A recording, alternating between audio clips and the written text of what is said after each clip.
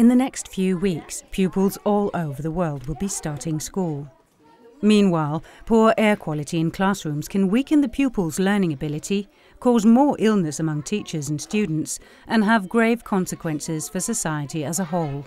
We made an experiment to study the effect that the poor indoor environment had on the pupils' performance, and we changed or improved the thermal environment, the temperatures, and the ventilation.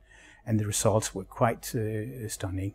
The students or the pupils performed 10–15% better when the conditions were good compared to the normal conditions.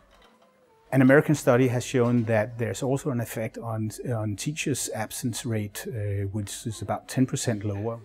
Furthermore, a new Danish study shows that improved ventilation in learning environments could be worth hundreds of millions of euros every year.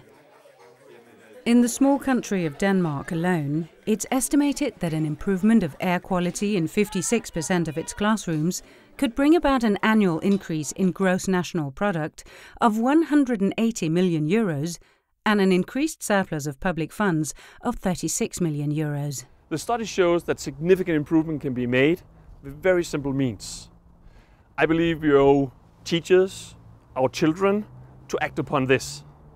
We can do this by urging legislators in Europe, all over the world, to secure adequate amount of fresh air in school buildings when they're reviewing the building regulations.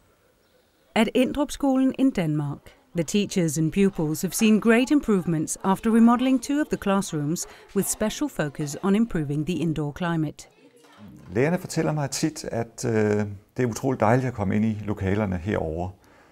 De oplever, at det er jo dejlige lyslokaler, veludluftede lokaler, og når lærerne de føler velvære ved at komme ind, så er jeg sikker på, at den positive oplevelse, de har af at komme ind i lokalet, det smitter af på deres samvær med børnene.